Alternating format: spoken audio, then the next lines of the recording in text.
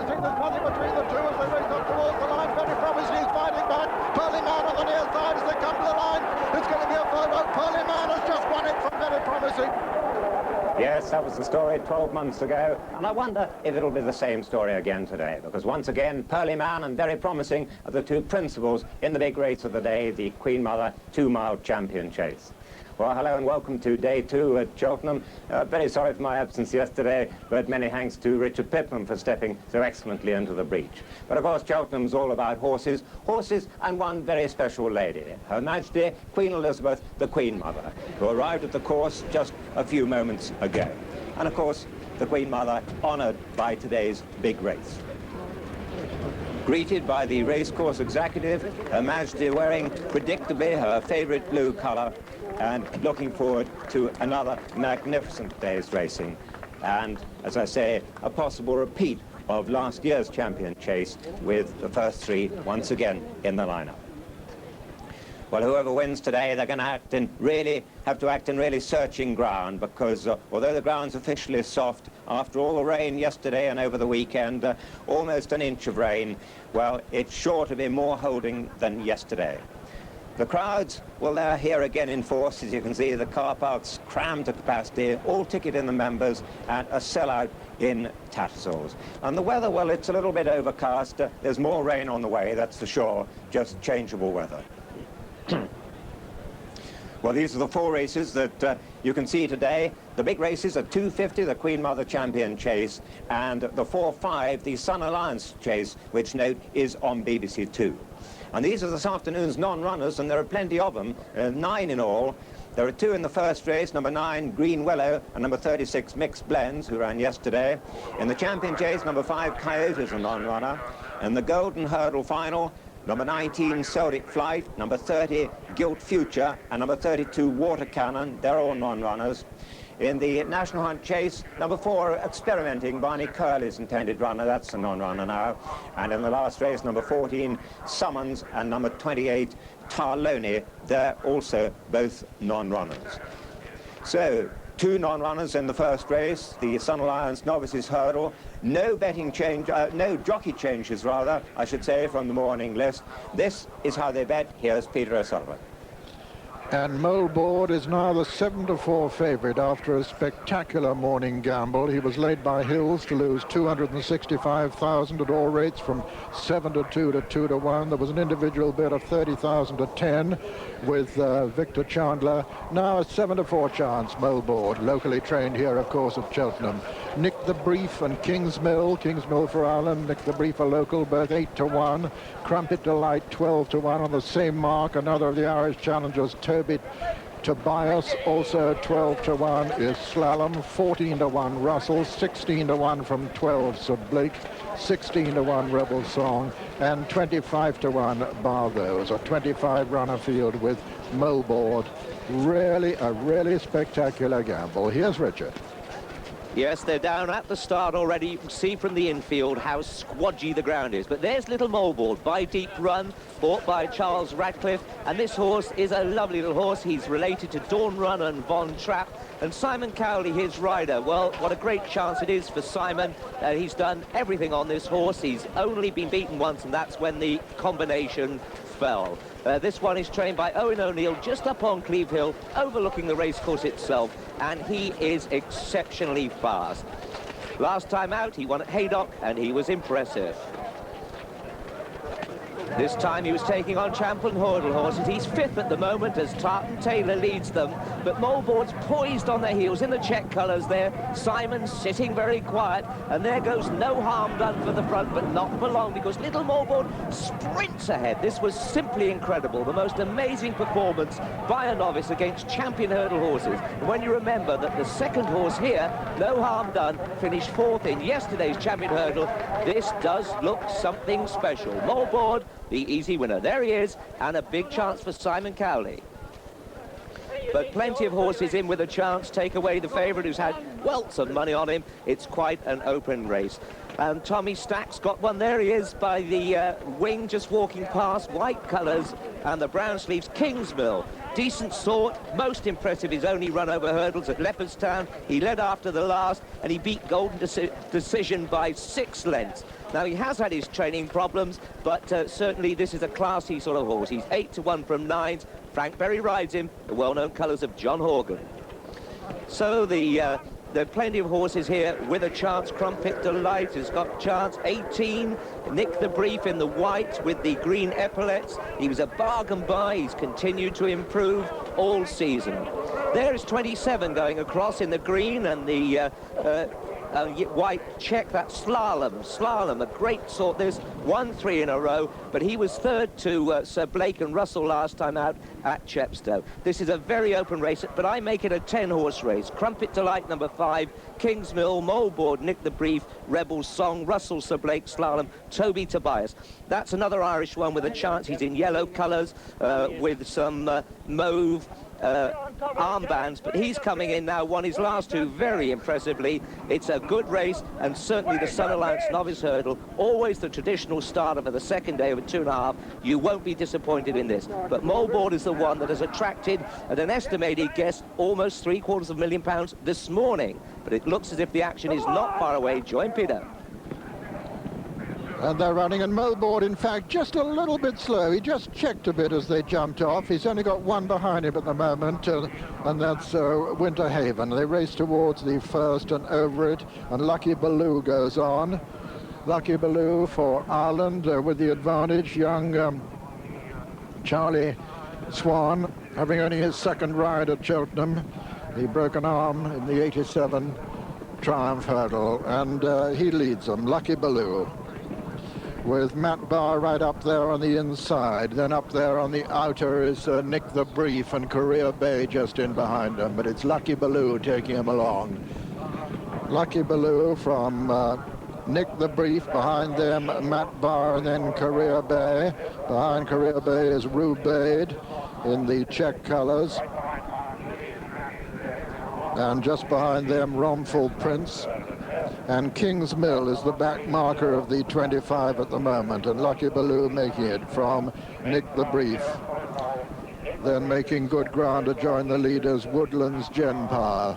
You see him towards the far left of the picture, but that's Lucky Baloo towards the right from Nick the Brief, then Met Bar, then Korea Bay, and then Woodland's Genpower towards the left, the light colours with the dark V. Pecked a little bit there, and a faller there, and another schedule has gone at that one. Peter Scudamore on the floor, the champion jockey, is yet to rise, but he's up on his feet now. Peter's up on his feet. Another schedule continuing riderless. There he is, the rider of the champion hurdle winner yesterday. Lucky Baloo, meanwhile, takes them along in the lead. From Korea Bay, Slalom well there too, and also right in the picture is West Way. King's Mill still the back marker, Lucky Baloo still the leader. Lucky Baloo from Korea Bay, West Way, Nick the Brief, Romful Prince just in behind them. Then comes Toby Tobias and Met Bar and Slalom, and behind Slalom is Rebel Song, and in the centre of the, towards the rear of centre, really, if that's not too harsh. He's got 6 behind him, and he's a little bit towards the outside, the Gamble Moleboard. As they run downhill, Lucky Baloo in the lead from Korea Bay and Nick the Brief, and on the inside, West Way, as they come towards the 5th of the 13 flights, incidentally, in all. Toby Tobias is going well. Slalom well there on the outside. Met Bar's just in behind them. And Moleboard has got 3, 6, 7 behind him now. And Simon Cowley having his first ride at the festival, making ground towards the outside. And as the course announcer makes that announcement that he is making progress, there's a great roar from the crowd. Coming down to the 6th with Nick the Brief and Korea Bay and Lucky Baloo on the inside. Sir Blake has made good progress. Slalom's not far behind the lead. And also making quite good ground is Rocky Pitt with Russell behind him, and then Moleboard on the outside and Toby Tobias holding his place. As they race towards the fourth from home, though, it's Nick the Brief and Lucky Baloo from Toby Tobias, who's been going strongly throughout. Then Career Bay. Then Moleboard making good ground towards the outside now with Slalom also as they begin the run downhill. Nick the Brief from Toby Tobias. Then comes Slalom. Then making good ground is Rocky Pitt with Moleboard on his outside as they race down towards the next, and Rebel Song's not out of the picture. It's Nick the Brief, Toby Tobias, these two now. Moleboard still making ground, little Moleboard over on the far side with Simon Cowley, and Kingsmill coming there strongly too. Kingsmill made a mistake at that one though. It's Nick the Brief now from Toby Tobias, then comes Slalom, and then Moleboard, and then Rebel Song in behind them with Russell following them, coming down to the second last now. Toby Tobias, Nick the Brief, Slalom, then comes Moleboard. Slight mistake by Moleboard at the second last, and he's lost a bit of ground there. They're rounding the home turn, and it's Slalom who's hit the front now from Nick the Brief, Toby Tobias, and Moleboard coming again towards the stand side. Rebel Song over on the far side. Sir Blake coming there on the near side. Slalom is going to land in the lead. Slalom lands in the lead from Rebel Song on the far side. Sir Blake's a faller. It's Slalom with the advantage now from Rebel Song as they race up towards the line. Slalom on the near side. Rebel Song finishing well over on the far side. Slalom and Rebel Song. Russell's finishing strongly over on the far side now. It's very close indeed. Rebel Song, Slalom at the line. Rebel Song is just going to win it for me. It's a photo. Rebel Song and Slalom in a photo from Russell in third. Rebel Song and Slalom past the line in a photo with Russell in third. It's close, this one. Slalom the finisher on the near side. And over on the far side, Rebel Song. This is Moleboard who made the mistake at the second last, and that virtually put pay to him. He tried to come there at the last, but there was no more steam left in him. The stuffing had been knocked out of the biggest gamble of the meeting at that second last, and it finally resulted in a photo between number 20, Rebel Song, and number 27, Slalom, with Russell third and Nick the Brief fourth.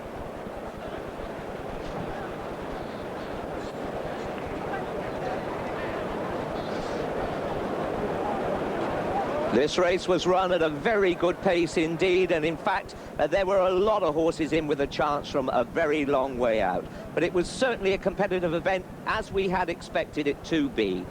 They're leading Nick the Brief right up there as he had been for a very long time. Peter Scudamore hits the deck off another schedule. Looked to be a nasty fall at the time, and Peter Scu lay there for a while but got back onto his feet. But a whole host of horses together. And as we come to the last, the race was second last. Now Moleboard is towards the outside. Look at the check colours, then Slalom in the green and white quartered colours. And here you'll see that Moleboard actually makes a mistake. Just look at Moleboard now as we roll it on. Now just in the white colours there, three from the outside. Moleboard makes a slight mistake here. He's cantering at the time. Oh, didn't really check him in his stride. Slalom goes on here, and now Simon Cowley gets his stick out in his left hand and is obviously in trouble. Nick the Brief is on the inside, Slalom on his outside, and Moleboard in fifth place, and obviously hasn't got the speed that he's had in previous races over this 2.5 mile trip. Coming very wide is Sir Blake, and he looks to be making some ground. On the inside is the eventual winner, and that is Rebel Song, in my opinion. Although Slalom rises first at the last, and there goes Sir Blake. He was on terms, and it looked to be staying on. So Slalom goes up the hill, but you can see the distress signals going out now as Rebel Song is the challenger. The three behind on the rail, that's Rebel Song, Russell rather, and he looks to be going to make a real race of this now. And here's Slalom, really ties up. Nearest to us, Slalom has forfeited the lead to Rebel Song. Rebel Song representing the Sherwood brothers, who won it a year ago with the West Awake, and in my opinion, they've won it again.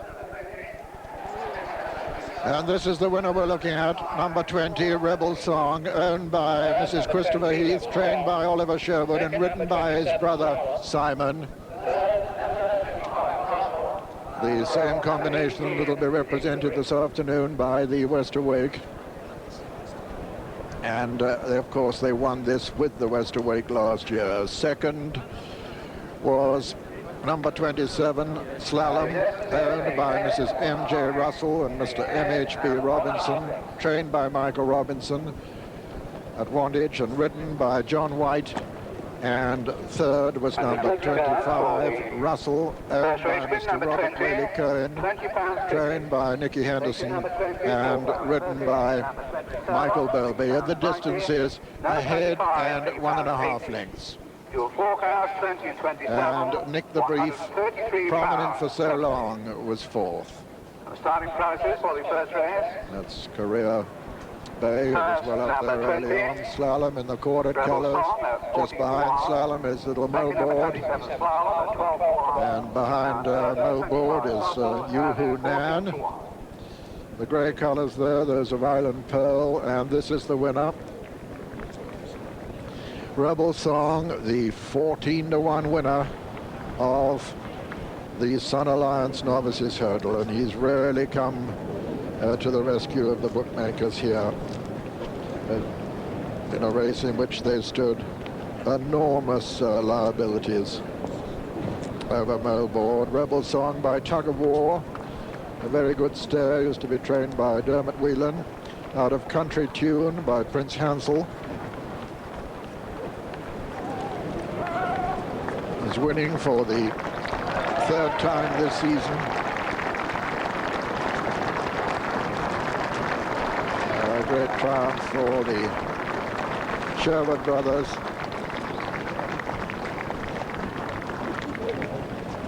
Marvellous prelude to the afternoon for them with the Westerwake to represent them later in another customarily competitive festival event.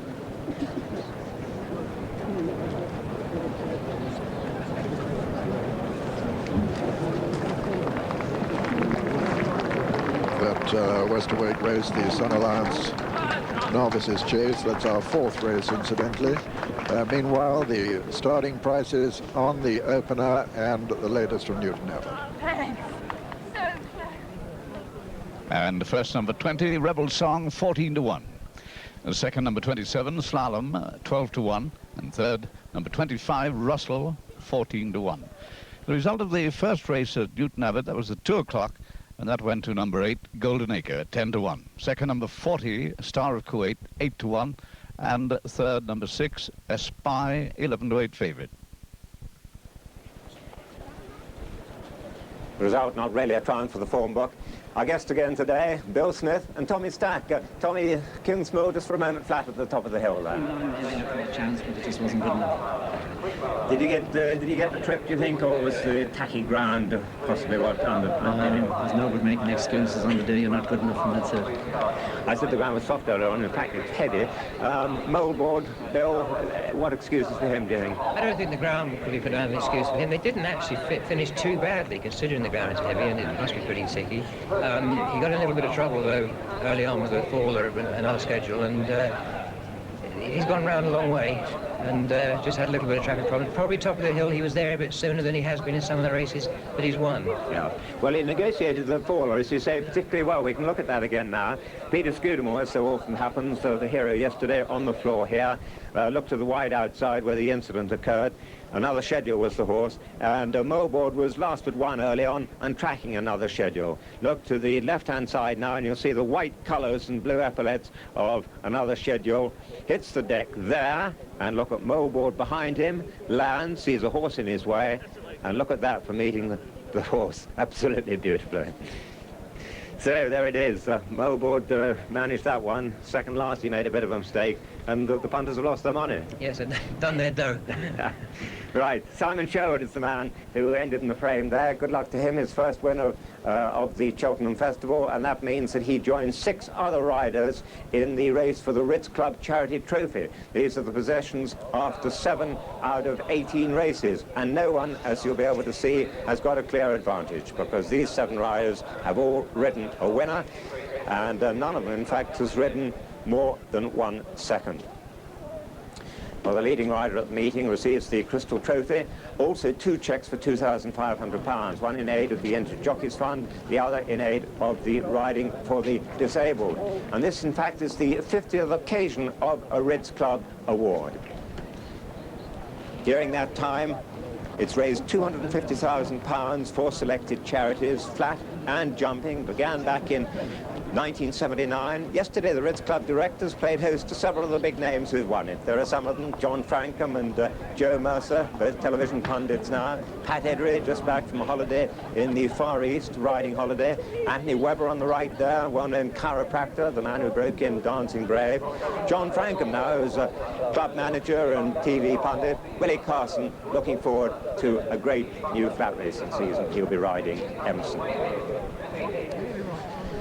Well, they all enjoyed their racing yesterday, and the Irish, well, they had mixed enjoyment, but certainly there's been some fortune for the Irish with the rain having come. That at least meant that Galmoy was able to repeat his success of 1987 when he won yesterday. But the one horse that the Irish really wanted to come to the Cheltenham Festival meeting didn't come this year. If he had, he'd have run in the last race, and with respect to the horses who filled the first 3 places, in my opinion, if he had come, he'd have won by the length of the straight. That horse is Carville's Hill.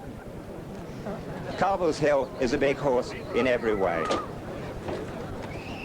His impact on Irish racing has been quite explosive.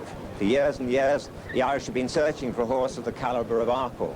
In Dawn Run, they found a Joan of Arc, whose raw courage created a legend. Almost every year there's a new pretender. Abbey Glen was the latest. But this horse is yet to have his limitations imagined, let alone discovered. His performance at Punchestown 2.5 weeks ago was simply breathtaking. Here comes Carville's Hill. A ripple of excitement goes up from the crowd as he jumps his way into the lead. Just nodded a little bit at that, but Carville's Hill by half a length from Redundant Power, who's sticking to him. Gap of 15 lengths back now to Lucky Baloo, and then even further back to Master Swordsman. A 2-horse race, but now it looks a 1-horse race because Carville's Hill has stormed into the lead as they come round the bend. Ken Morgan looks over his right shoulder twice, 3 times. There's no danger now. As he comes to the last, Carville's Hill, looking every inch a champion. Tony Mullins goes for his whip on Redundant Power with no response. Lucky Blue is third. And here he comes to the last. This giant, this possible champion, Carville's Hill, at the last flight of hurdles, pricks his ears, jumps a little bit away to the left. But to the cheers of the crowd, he comes home on his own. The rest are absolutely out on their feet. And this is some racehorse. After the race came a shout, "Take him to Cheltenham, Jim, we'll pay the fare." But it was too late. Jim Draper resisted the temptation even to enter him. I put it to him that many people felt he was wrapping the horse in cotton wool. The owners bought him and they told me to treat the horse like my own and asked me what I would like to do if I had a really good horse. And I said I would like to try to win the Gold Cup.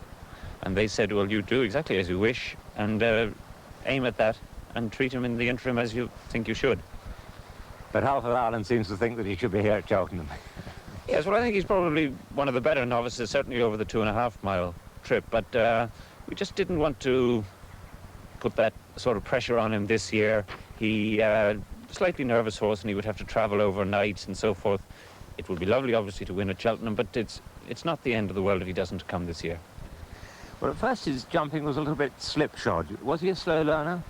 Well, in public his jumping was slipshod, but in the spring of his 5-year-old year, he was very good here. We didn't actually run him in a hurdle race, but he was very good, and he was good at the start of this season, last October. And then, for some reason, it just all went wrong. He was appalling one day in a schooling hurdle at Punchestown, and a month later he was worse, if anything, at Naas, although he did win. And then a couple of days later, possibly ran him too soon. A couple of days later, he got beaten, again jumping appallingly, at Fairyhouse. You must have been thrilled with Punchestown. Yes, yes, Punchestown was very good. We didn't expect him to be as agile to the right, but he did it well, and I think it was a good race. I mean, they put it up to him, and he answered it. So what's your long-term program with him? Long-term, this year, hopefully, if the ground remains heavy or soft, he will run at Fairyhouse and possibly Punchestown, although that's a long way ahead. He may be roughed up before then. Next year, hopefully, novice chasing, and all going well, horse staying sound, aiming at the Gold Cup the following year. And how good do you think he is? He's very good. He's far and away the best horse I have had now since Brown Lad. He doesn't show us a great deal of pace at home, but it's just this relentless gallop, especially in heavy ground. I don't know how good he is.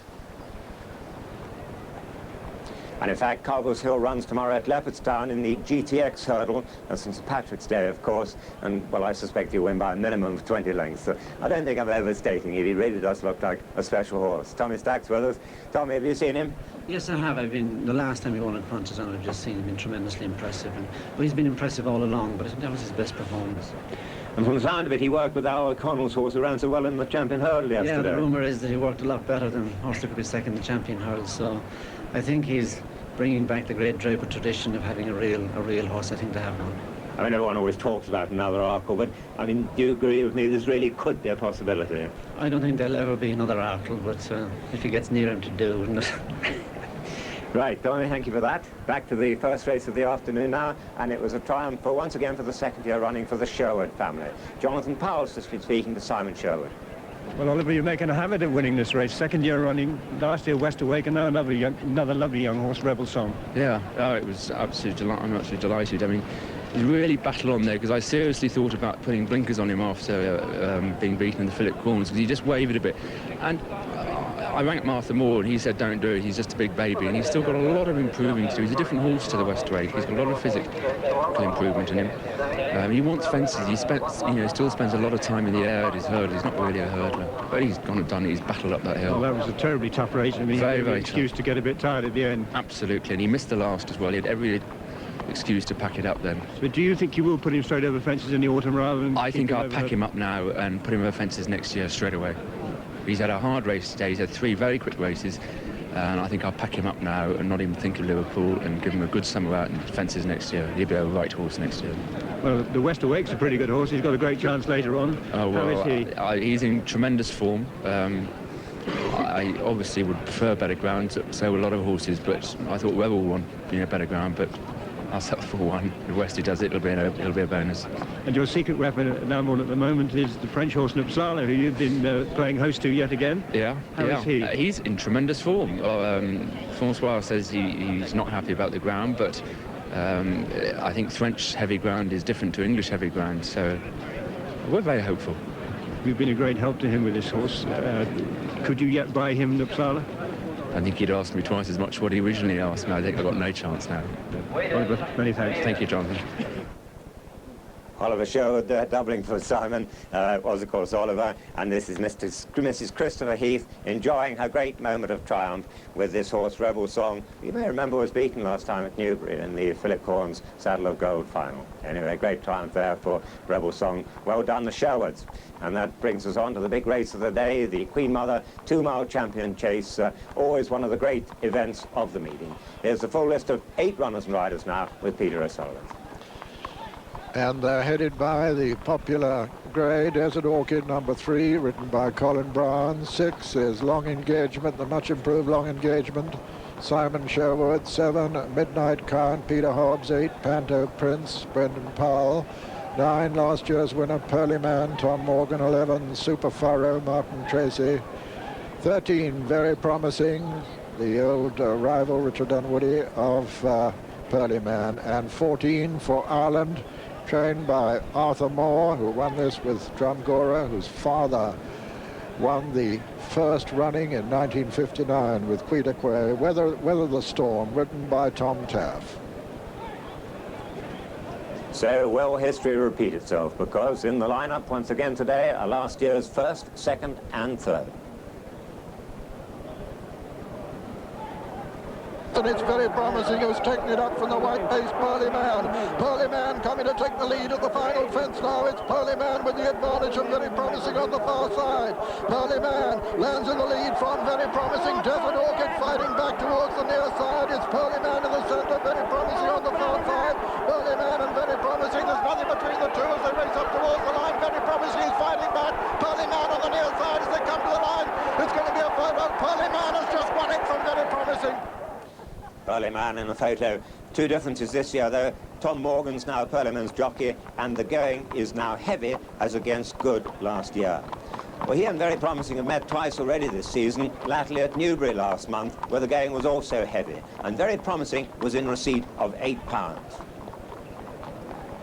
Very promising. Richard Dunwoody towards the near side. Pearlyman with his white face. Tom Morgan on the far side. Very promising. On the near side, with a fractional advantage, jumps in the lead from Pearlyman. The better jump by Very Promising too. He's sprinting in this mud. A great achievement, because it's really cloying ground this afternoon, but he's going right the way through it and striding up towards the line to win this game spirit. Handicap chase in great style. Very Promising the winner, and Pearlyman second and third, and a good run by him to Knockbrack. Very Promising, suggesting there for the first time that he's capable of going through heavy ground. Before the race, David Nicholson thought that it wouldn't suit him at all. Well, now, what did the Irish challenger weather the storm? Who, like Desert Orchid, was once mooted as a Gold Cup horse. Well, he had a most unsatisfactory prep race when he took a crashing fall at Punchestown 2.5 weeks ago. Whether the Storm had moved into third place on the outside behind the all-the-way leader, Hungry Her, when he completely misjudged the third last fence and took a crashing fall. He got up quite quickly, but not surprisingly was very stiff and sore the following morning. But whether the Storm is here, Arthur Moore thought twice about running him, but he's come here. Whether such heavy ground as this will suit him remains to be seen. Well, the joker in the pack, once again, Desert Orchid, another horse who's been switched from possible contention in the Gold Cup back to this race, which he was third in last year, the 2-mile champion chase. Desert Orchid, one of a powerful team at the meeting, trained by David Ellsworth, still the most popular horse in training without any question at all. A delightful horse to have anything to do with, although, of course, he's always been a very, very free goer indeed. You would never have thought about taking him hunting in his younger days, although he comes from hunting country, his breeders and owners, sporting people. Anyway, he's come up to this race really well, and he's delighted his trainer, David Ellsworth, in his work. Indeed, David, talking to Jonathan Powell, is far from pessimistic. He ran a wonderful race last year and against probably two very high-class chasers, and we did give lumps of weight to numbers engaged this year, David Nicholson's horse, and that's quite fancied, I believe. So he's obviously very, very effective at 2 miles. Well, here he is, last year's racehorse of the year, third in this race last year. But of course the problem with him, as everyone knows, is he has never ever won left-handed, and well, I wonder if 2 miles, even in this sort of ground, might be a little bit on the short side for him now. Still, he's looking perky, he knows where he is, he's at the races. There's his regular rider, Colin Brown, in the plate, and here's Richard Pitman. Yes, and the interesting thing about this fella is, you know, he was the only horse that came in the paddock without a paddock sheet, without a rug. It's fairly cold here today, but obviously Desert Orchid is an excitable character, and David Ellsworth didn't want him to boil over before the race itself. He's very relaxed, as you can see there, although putting his ears back at someone. But now, look, he's very intelligent, looking at everybody around the paddock. Lovely horse, a most exciting horse, and certainly a great deal of the racing population love this fella. I wonder how many have backed him. Would you believe Desert Orchid, 8-1, fourth favourite. Pearlyman is the favourite, though, 15-8, very promising, and Weather the Storm, very promising, is now 7-2, Weather the Storm is 130. Desert Orchid is 9-1, Long Engagement 10s, Panto Prince 20-1, Midnight Count, and Super Furrow 25-1. That's a full show. So the runners here just beginning to get in some sort of order and following the huntsman out here, a regular feature of the Cheltenham National Hunt Festival, as so it should be here, the home of National Hunt Racing. On the left of the two there, it looks very much like James Daly, who is a steward here, but he's not actually stewarding today. Yes, that is James from the Ledbury, where he's a joint master. But there is the grey going out first, followed by Long Engagement.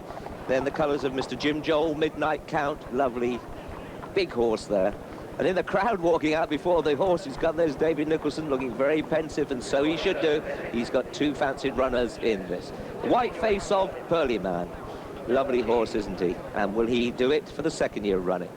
He's followed by very promising, one of David Nicholson's two runners, and so narrowly lost the race a year ago. Richard Dunwoody, who had a terrible fall yesterday, on his back today.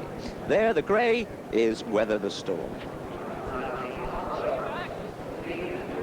So let's join them as they come out, and there is Desert Orchid. 9-1 shot at the moment, ridden by Colin Brown, and a very proud horse. He knows where he is. I hope he can get rid of this bogey about not winning on right-handed courses. Today would be a marvellous day to do it. Following him, we've got Long Engagement, ridden by Simon Sherwood, fresh from his win in the last race. And this fellow is an improving sort all season. Lovely make and shape, one of the Dukes, two runners, and don't discount this one. Following him, the most handsome horse in training, I should think, Mr. Jim Joel's Midnight Count, been off the season for most of the season, had one run only, fell early on at Haydock Park. 25-1 shot at the moment. After him should be Panto Prince. In fact, it's Pearlyman. A little bit out of order there. Pearlyman, who won under Peter Scudamore last year at 13-8 favourite. This year he's 15-8 favourite, so slightly less fancied. But I know the trainer is confident of overturning that Newbury form. John Edwards trains him. There is very promising, number 13, and we hope that's not too unlucky. Paul Green, very enthusiastic owner, and still looking for his first festival winner. So very promising, second last year, 7-2 shot to go one better today. Richard Dunwoody certainly knows his way around Cheltenham. The parade in front of the grandstand here, most of the people have left the betting area and they've actually gone back into the grandstands to watch this great race. The Queen Mother Champion Chase. There is the darker of the two greys. This is Weather the Storm, ridden by Tom Tapp. His father Pat here for the first time in 14 years today, 130 shot at the moment. Weather the Storm, a faller last time out. You can see that Arthur Moore's kept his rug on just to keep the cool winds off his back until the very last moment. And another one from Ireland is Super Furrow. He's number 11. There he is, and although he's blinkered, he's quite a genuine horse, this. Had some good form last time out, and my Irish people say, don't knock him out. Ridden by Martin Tracy, who is a £5 claiming a rider, but isn't able to claim in this race. 25-1 shot. Certainly got his knees under his chin there, Martin, hasn't he? I hope he doesn't hit the open ditch too hard. Super Furrow's been winning quite well this season, though he did pull up a few runs ago.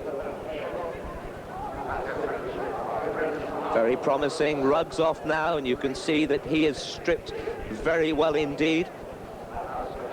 And very promising, who has twice beaten Pearlyman this season. They're both times in receipt of £8. It was quite heavy last time they met, but he's very perky, isn't he? He does look well. 7-2 shot as he canters off. Nicely balanced horse, this, good mover, and that's probably why it was thought he was better on good ground, but he certainly went through heavy ground last time out. Very relaxed horse as he goes down to post.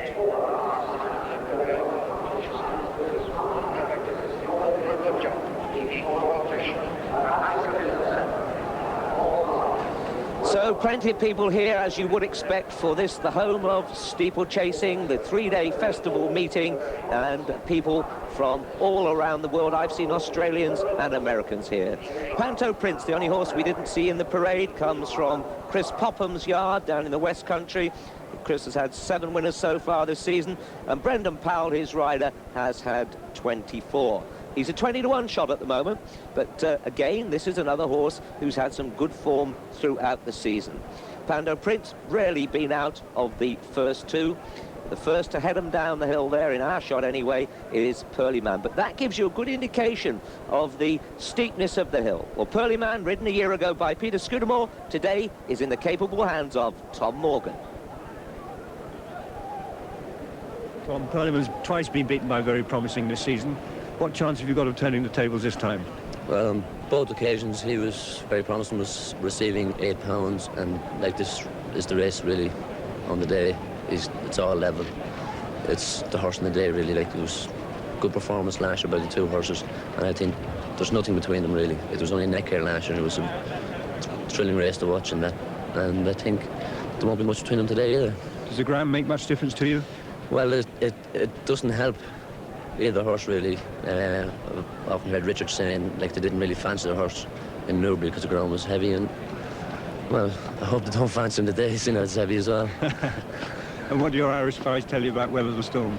Well, I think he's a crack 2.5 mile horse, and he just might find it a little bit sharp for him, although he's won on soft ground. He could be thereabouts of the death, you know. Good jockey Tom Morgan, done so well since he's come over from Ireland. Remember, he was joint champion there with Frank Berry, and now riding a lot of winners. One of the two greys is Weather the Storm, and how impressive he was. He's just trotting through the picture there. We'll catch up with him in a minute. Well, he was so impressive when he came over to England a few months ago to Ascot and came home very impressively. Well, his fall last time out was a mother and a father of one, and naturally, as Julian said, he was a little stiff afterwards, but he looks well there, doesn't he? Something catching his attention. Weather the Storm, Tom Taft in the plate. Very Promising is the second favourite here. He was 7-2 at the last show, and I must say he's most relaxed. This is how a chaser should be before a race. But this is a good race. Make no mistake, if they all jump as well as they should do, we're in for a humdinger. This is the highlight of the day for me. Very Promising, one of two runners from David Nicholson's yard. Now, David's other runner is Long Engagement in the pink and blue stripes, and this fella has come up through the handicap. He started off as a handicapper earlier in the season and has beaten some of these good horses, but in receipt of a fair bit of weight. But now, in fact, he's meeting them on level terms. This is a championship race, and there he is standing very still with his back to us. Simon Sherwood rides in, and this one in the colours of Brian Gregory. Isn't that a good shot? Do you know, they're so intelligent, these horses. They know what they're here for, but they do take notice of what's around them. Simon Sherwood, good to get one under the belt, and he'll want another one here to go ahead in the Ritz Club Trophy. Now the Irish one there, number 11, Super Furrow. He actually beat Bob's Line last time out by a length, and I'm sure Tommy Stack's probably got something to say about him.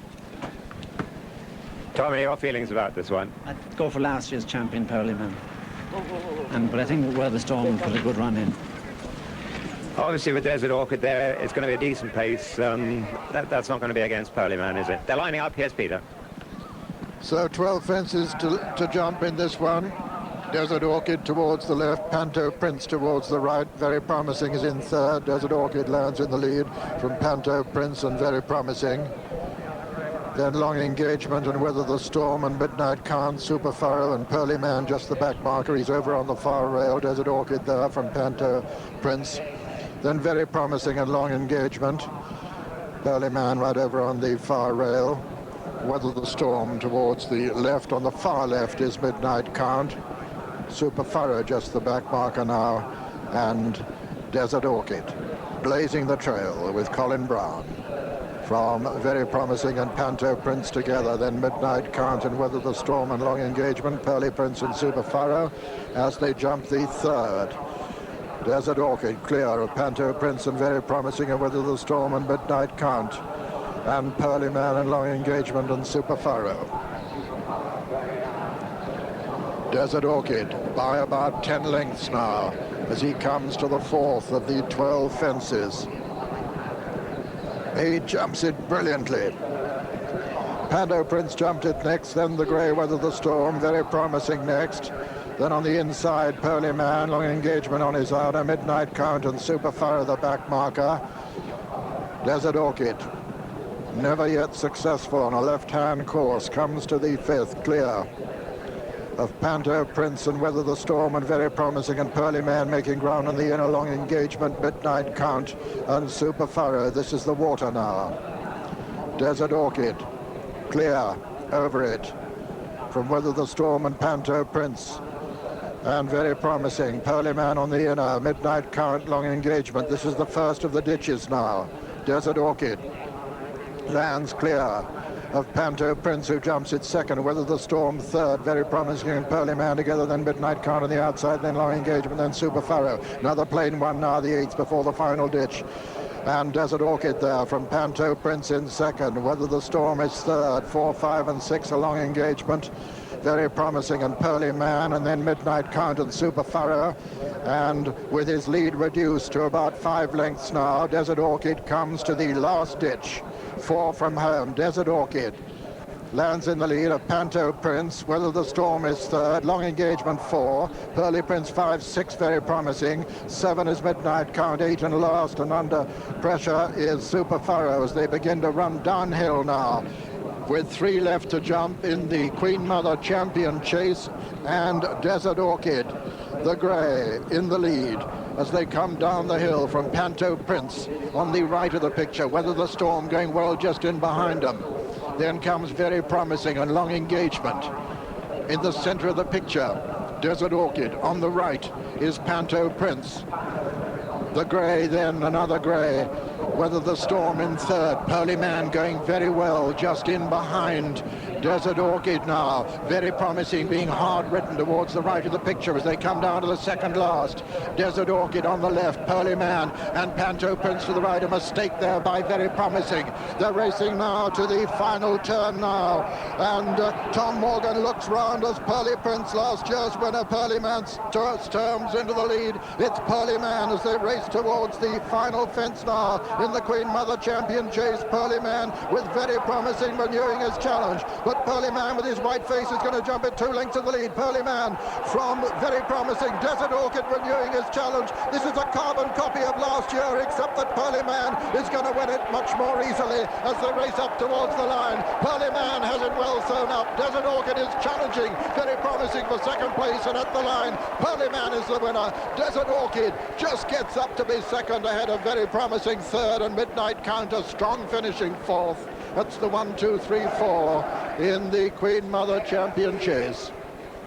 First, number 9, Pearlyman, owned by Mrs. Valerie Shaw and Mr. Willie Jenks, trained by John Edwards and ridden by Tom Morgan. Second was number 3, Desert Orchid, owned by Mr. R. Burridge, trained by David Ellsworth and ridden by Colin Brown. And third, number 13, Very Promising, owned by Mr. Paul Green and Mrs. Jenny Green, trained by David Nicholson and ridden by Richard Dunwoody. Fourth was number 7, Midnight Count.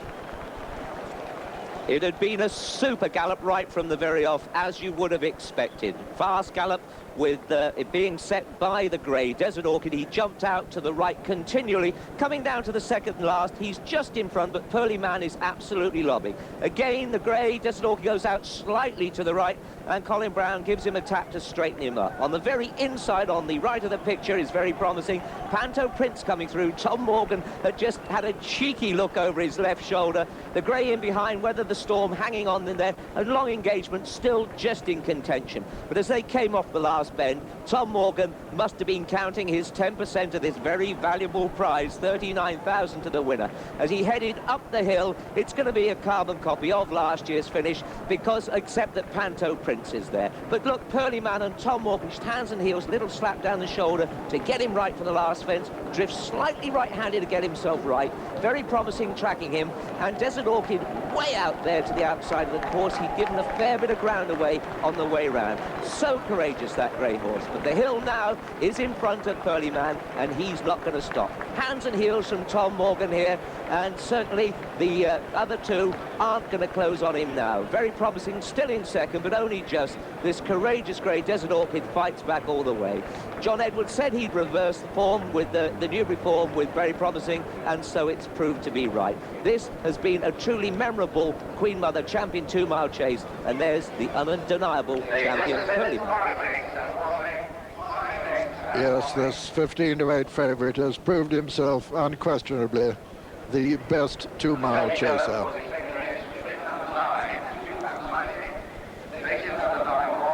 Five lengths and a length, the official verdict.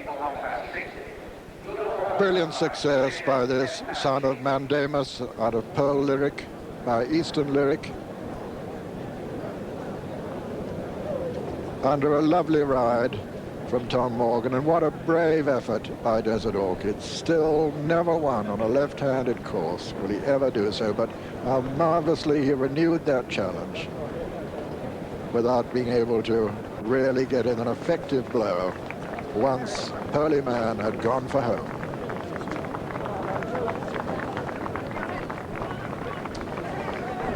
A brilliant performance by Pearlyman today, even more impressive than 12 months ago when Peter Scudamore rode him.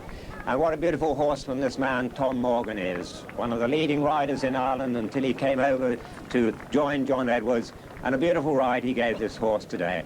And at the last, he just jumped it a little bit to the right, but last year, if you remember, he got close to it and that stopped him in his tracks and made it hard for him.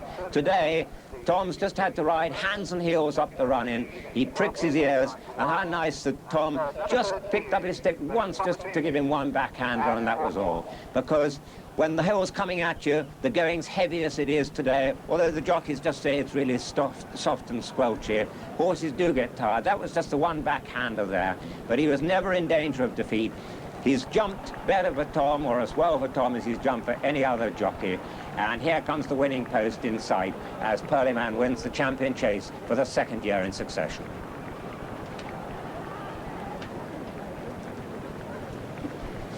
So Tom Morgan puts himself in line for the Ritz Club Charity Trophy.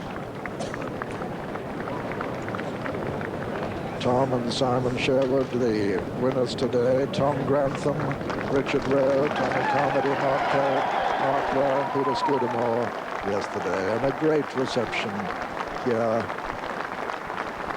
for a marvellous 2-mile champion.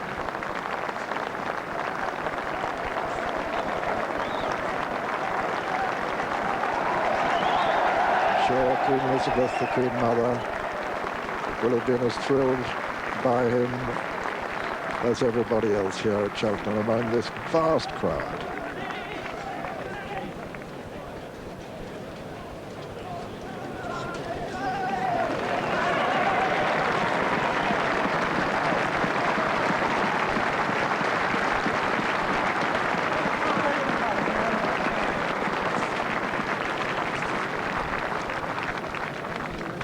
John Edwards, the trainer, the second favourite with City Index to train most winners at the meeting. Second favourite to Josh Gifford, who's already on the 2 mark, having trained his first festival winner yesterday, Josh, and followed it up with another. Tom Morgan, who will be in action in the Gold Cup tomorrow for the stable on the Haydock winner, Yahoo.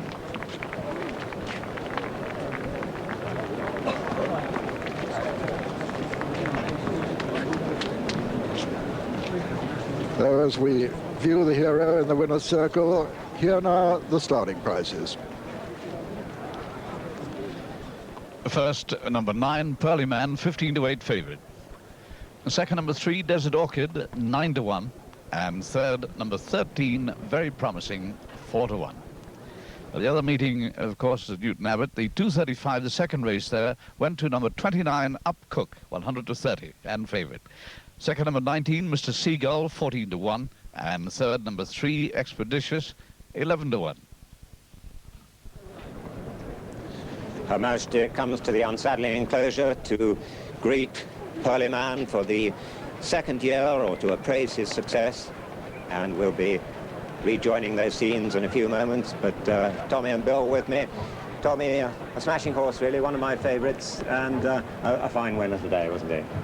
Yeah, it was a great horse. It's great to see a horse come and win the championship twice like that 2 years running. It was a real good performance. He's won it so convincingly today. Let's look at it from the top of the hill. Tommy, he was always travelling well, wasn't he? The grey horse went off a great gallop and went well clear and got well away from him, just jumping to the right as usual. But the winner was always going well, and he was given a lovely ride by Tom Morgan. In fact, Desert Orchid running with even more freedom than he has in any race this year, probably. I think it's probably the happiest I've seen him all season. He was really jumping his fences superbly. They've just caught on his tail now coming down the hill, but this horse never gives in at all, does he? And Tom Morgan here in 5th place, always just perfectly placed. Yes, he's right on the heels of the lead. It's just at the right position at the right time. Panto Prince has run a great race on the inside there, right up there. But coming to the second last, Desert Orchid doesn't go off so badly to the right as he has done in the past, just a bit.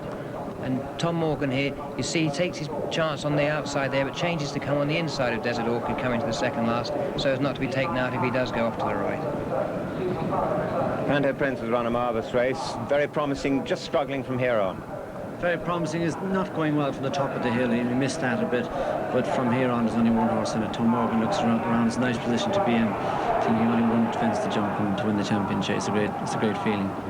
But he's so brave, Desert Orchid, isn't he? I mean, he's made it a terrific gallop, but he's battled on. He never ever gives in. He seems he looks beaten. You think he's going to be swamped. He still keeps battling back. You say he'd probably finish 4th, but he doesn't.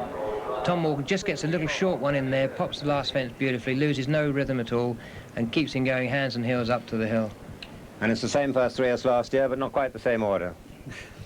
Now, you'd have to say that Very Promising hasn't run quite up to his form, or the others have run better. I think Desert Orchid definitely has run a better race this year than he did last year. He seemed almost happier on the right-handed track than he was 12 months ago. A marvellous success, and happy scenes now in the unsaddling enclosure.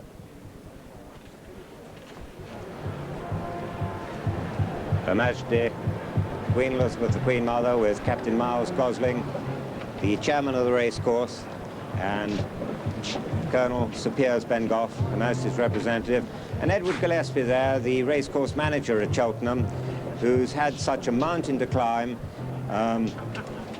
with the advanced bookings this year. Cheltenham took a leaf out of Royal Ascot's book in making it all ticket for the members' enclosure, a restriction on numbers in the members' enclosure, 20,000 on Gold Cup Day, and of course that created a great many secretarial problems, but all of them seem to have been overcome.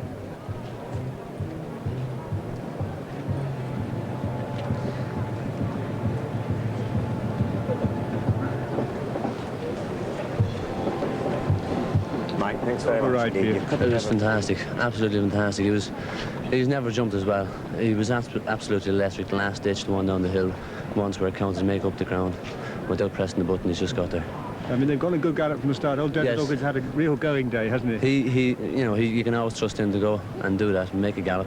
And he's ran a good race the second last again, but like, my horse was absolutely fantastic today. And it was noticeable coming down the hill that you switched to the inside of Desert Orchid to save ground, going, I think, to the second last. Yes. Well, everybody knows he jumps right, left-handed track. Like, if it was Campton or somewhere else, you wouldn't be going his inside. And here we are going to the last, Tom, in front. All you want is a good jump. Yes, he's made along. He's just put in, popped.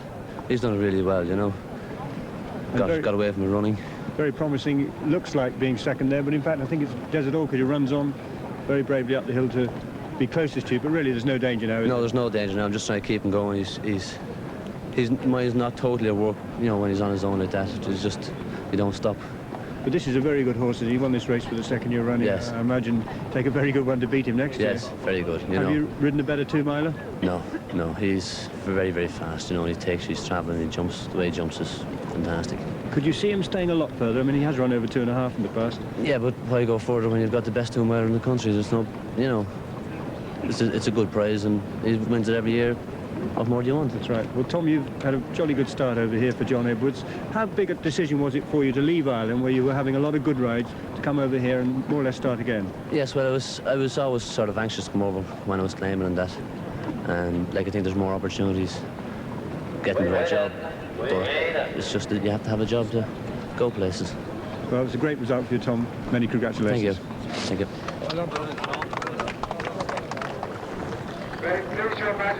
And so, for the second successive year, Queen Elizabeth, the Queen Mother, to present the trophy associated with her own race, the Queen Elizabeth, the Queen Mother Champion Chase, to Val Shaw, the owner, with Willie Jenks on her left, of this magnificent 2-mile champion, Pearlyman.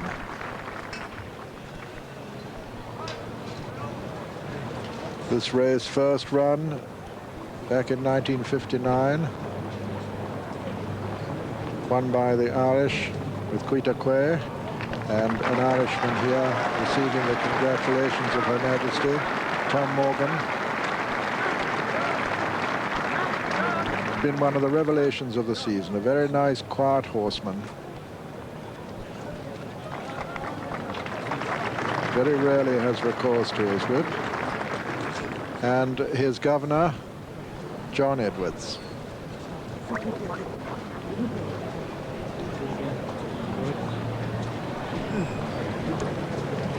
John enjoying a very successful season. This his 38th winner. Started training as a 21-year-old, combines farming with training, and has an enormously successful stable just off the M50.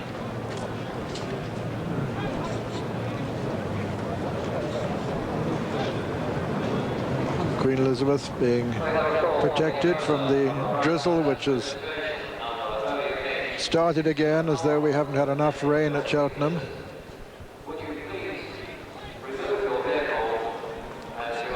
With Lady Angela Oswald on her left, the wife of the Royal Stud Manager, and Captain Miles Gosling and Sir Piers Bengough will lead Her Majesty back to the Royal Box when the crowds allow her to progress there.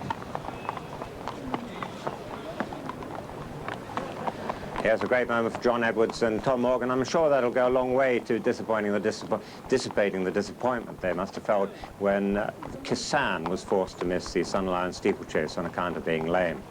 Well, everyone's here at Cheltenham. With me now is Major Ivan Straker, whose company Seagram's helped to save the Grand National. Ivan, what are you doing here?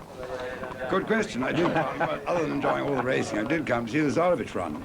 But is he going to run? There was a rumour that he's not going to run. Nicky rang me this morning and advised against it. He had a rotten go at Newbury, and then he didn't run a very good going at Kempton. And the last thing we want to do is to give him 3 runs on the trot in ground he absolutely hates. He would hate this out here.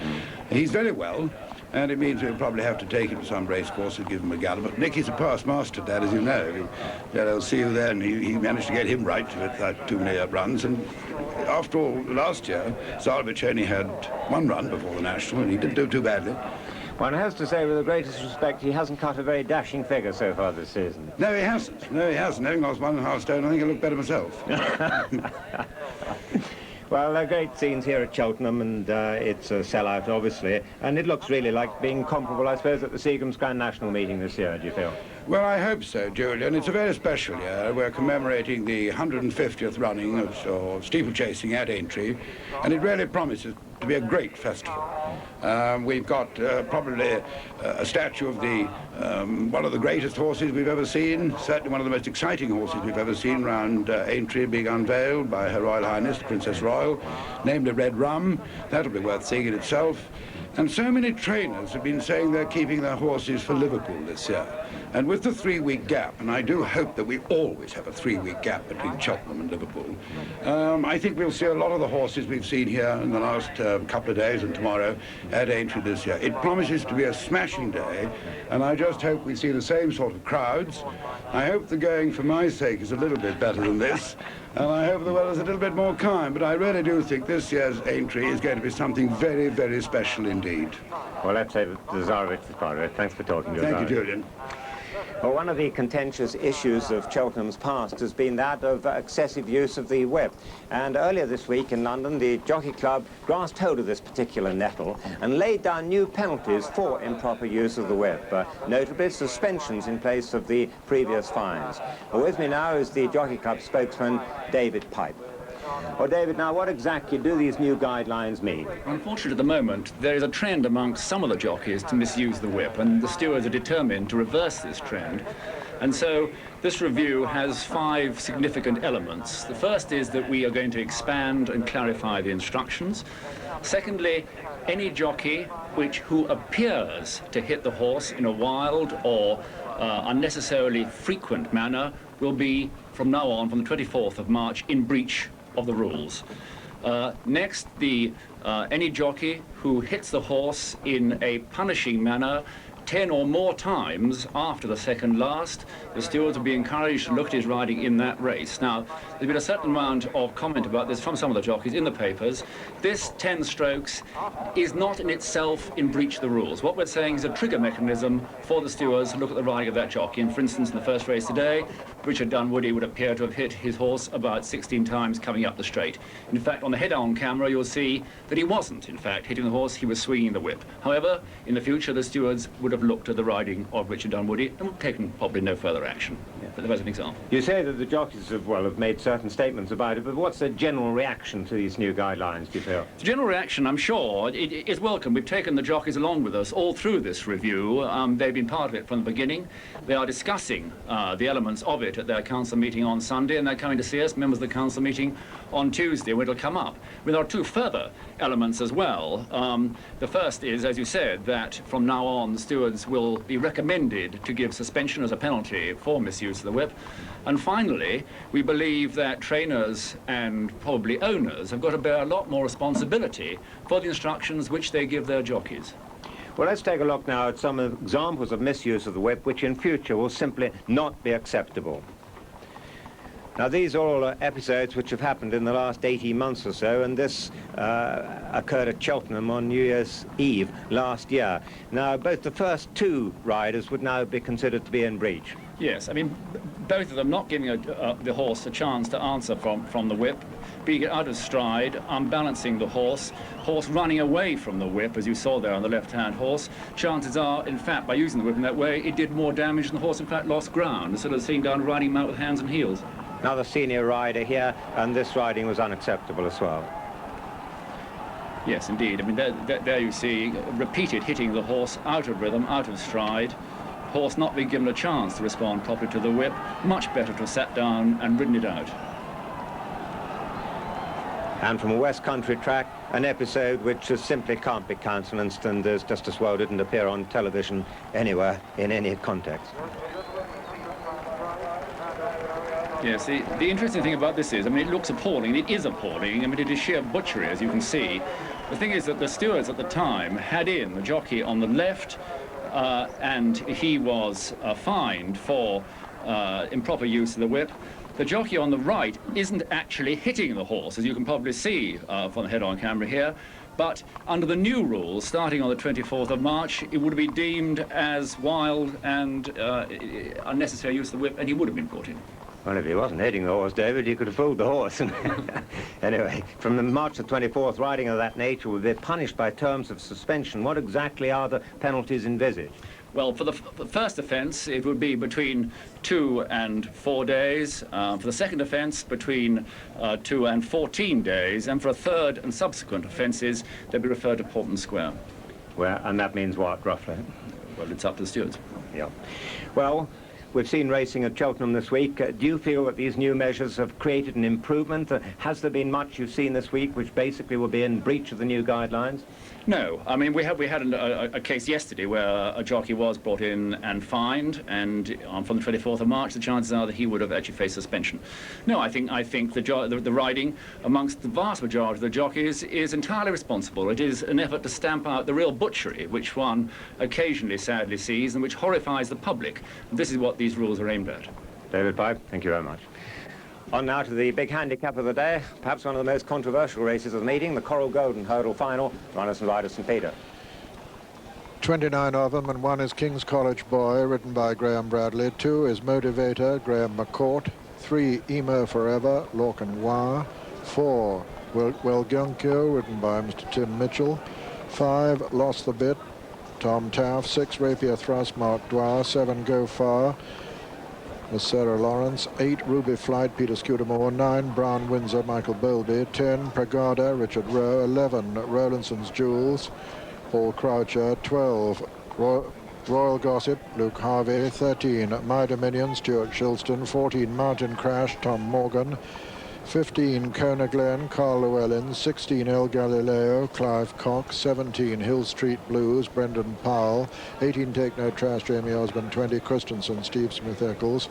21, Clochine, Tony Mullins. 22, The Shiner, Mr. Patrick Verling. 23, Minor Key, Ronnie Began. 24, Animal's Daughter, Simon Earl. 25, Celtic Time, Alan Webb. 26, The Bakewell Boy, Jimmy Frost. 27, Opening Bars, John White. 28, Agathis, Richard Dunwoody. 29, Tacador, ridden by Hugh Davis.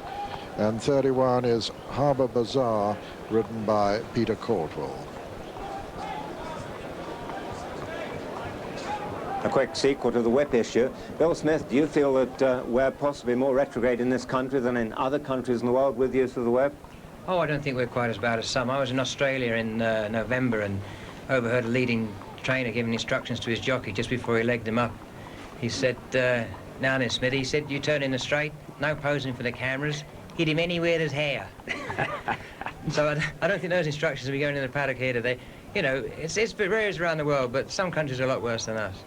Tommy Stack, there was a recent seminar in Ireland. Do you think it's had an effect on the Irish jumping jockeys? I think it has. I think it got maybe into they were using the whip far too much, and I think you go back to the great days when Scobie Breesley, he showed you how to use the whip hands and heels, you know. So. Well, thank you both. Back now to the Coral Golden Hurdle, and as I said, one of the more contentious races of the season, and one of the reasons for this was the handicapping of Brown Windsor. Brown Windsor, there he is, the Andy Post favourite, and the reason for the controversy was the weight allotted to him. Should have been allocated 10 stone 9 according to the ratings of the Jockey Club computer, but was in fact allocated 11 stone 1, 6 pounds more after some improvisation by the Jockey Club handicapper. So Brown Windsor's going to need all of the battling qualities that he showed at Liverpool last spring. And Smith-Gamble has come out of the pack to throw down a challenge in the final flight. And Brown Windsor from Smith-Gamble, Melendez on the far side. King Jack comes next. But Smith-Gamble, who's come from last place, is challenging Brown Windsor. But Brown Windsor is staying on. Melendez running on again on the far rails, but going to the line. And Brown Windsor is holding off Smith-Gamble with Melendez third. Brown Windsor the winner. Brown Windsor landing a gamble at Liverpool, but waits the great leveller. Here he is, ridden by Michael Bowlby. Well, another horse who was laid out for today's race is Rapier Thrust, who certainly stays well enough. He showed that last time out, but he's also had the speed to win over 2 miles, which we saw him do at Wetherby last October. By making progress from the rear, but won't get on terms. And now Cashew King weakens quickly, and as they jump the last, it's Maznoon on the near side, Nonagay on the far side. Nonagay and Maznoon, there's very little between them. Rapier Thrust is coming there again to challenge them as they race towards the line. Rapier Thrust is beginning to get up and has fought his way back into the lead, and he's won it. Rapier Thrust has won it from Maznoon and Nonagay. That's the 1, 2, 3. And isn't he? Well, look, he can't wait to get on with it. Rapier Thrust from the informed Jimmy Fitzgerald stable. They've already had a winner at this meeting, taking the Arkle Chase, and this horse looked impeccable in the paddock. He's won twice this season, and he was certainly on my list early in the season of horses to follow. He won a 3-miler at Edinburgh. As Julian told you, he's fast enough to win over 2, and yet he stays 3. Carries his head high, but you can see there Mark Dwyer has his hands way down on the horse's withers and giving him every assistance from the saddle. This is a lovely horse, and surely he'll be easy to spot with those familiar colours. That one, Rapier Thrust, you'll see a lot more of him later on. Mark Dwyer on the 44 winner mark, Jimmy Fitz on 34. This, the Coral Golden Hurdle final. It's a long way to go, 3 miles and a furlong. Won last year by Taberna Lord from the local stable of Jim Wilson. He was expected to turn out again today, but has not done so. Had been his objective after starting over hurdles. Well, going down there is EMO Forever, and on his far side was Clushy. But let's look for EMO Forever. This one in the colours of Arthur McCluskey, who was in great form the other night at the John Joe O'Neill Cancer Fund Ball in London, bidding for all sorts of good things and eventually getting a Dawn Run statue. And well done to him. Let's hope he's rewarded and gets some of his money back today. Well, this fella's been a little bit disappointing this year. He's 14-1 at the moment. Never rule him out. He loves Cheltenham, this fella, and you'll see that almost white tail coming through fairly late on. That's EMO Forever, and he's going to post now, and this one certainly not to be discounted. A whole host of horses coming down, which gives us a chance to see how they bet. And Agathis, the favourite, still 5-1, and Brown Windsor, second favourite, 15-2 from 8-1. The Bakewell Boy and Rowlandson's Jewels, 12-1. Rowlandson's Jewels has come in 2 points. There are 5 of them on 14-1. Emo Forever, Rapier Thrust, Pragada, Colonel Glen, and Take No Trash. And Minor Key is 16-1. 20-1 bar, and Agathist, by the way, has gone to 11-2. That's the favourite. This trip will take a bit of getting today. 3 miles and a furlong on heavy ground is not easy at the best of time. Looks like, no, it wasn't Mountain Crash going down. Now we're looking for number 9. That's Brown Windsor in the colours that used to be very familiar. Bill Shankid used to ride in them himself for many, many years. In fact, I think he rode the dam of this one, Cauldron. But anyway, this one, Brown Windsor, very much in form. His trainer, Nicky Henderson. Nick, Brown Windsor's favourite still, despite your views about the handicapping. Yes, I didn't think it was terribly fair. We thought we'd judged the run-up to the race neatly enough to avoid getting a penalty, but it appears that handicapper disagreed with my views of the framing of the race. We got £6 more than I think he ought to have. After the race had closed? Yes. Despite that, do you think he's got a good chance? Well, the year he should have gone novice chasing this year, but basically the horses were all a bit out of sorts around Christmas time, so we rather put him away and said, well, this would be his target. My worry would be the ground. He's a good actioned horse. He has won in it. He was a baby last year, and he's an improving horse. I think he's got a good chance. Yeah. And Take No Crash would certainly like the ground. He is a horse. He had some great form in the spring. I have to admit, the handicapper was rather kind to him earlier in the year. I have to say thank you for that. He was let in very lenient at the beginning of the season, but he has actually gone up £30 since the beginning of the season. So that reflects his chances in a little way, but he won't mind the ground. I'd be more confident about him on it. Thank you very much. Yes, poor old Nick, 2 good chances here with Take No Trash and Brown Windsor, but so sorry that he couldn't come here with his champion hurdler of the last 3 years. See you then. But happily the horse is recovering quite well now. Just look at that host of horses for this Coral Golden Hurdle final. A lot of horses in with a chance because it is a handicap. Top weight is King's College Boy on 12 stone, and only a pound behind him is Motivator, Terry Ramsden's colours, on 11.13. But there's quite a few getting a lot of pounds off of those. So Brown Windsor, who Nick was talking about, won at Doncaster last time out. Just standing still on the right of those 2 yellow sleeves, that's Clushin, number 21. Just standing still being regirthed, and there he comes into the middle of the picture.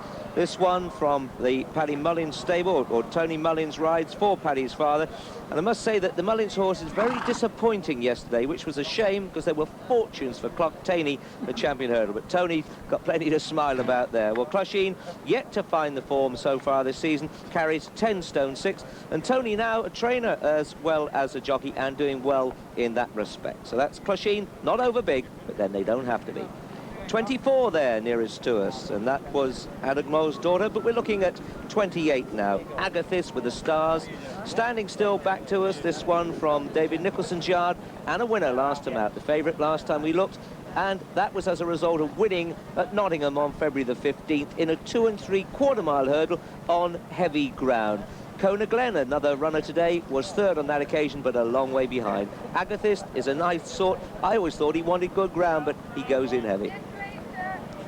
Number 26 is the Bakewell Boy on the right of those two going away from us, and this is a horse I really do fancy. Lovely little horse, and he's been running well against champion hurdle horses, you know. He ran at Fontwell, and he was 5th there of 5, admittedly, but not beaten that far behind Vagador, who won yesterday, High Knoll and Juven Light. That was a goodish run. Well, after that, he went for a 3-miler at Newbury and was 3rd to Stern in a blanket finish. Don't write this one off. He's my fancy, which probably isn't a very good thing. Just getting a bit sweaty on the neck.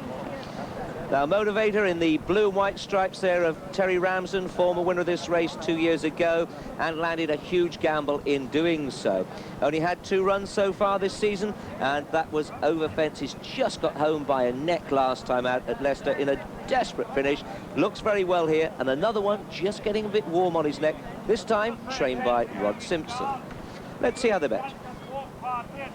Well, Motivator isn't in the show at the moment. Agathis, though, the favourite, is edging out all the time. 6 to 1 now.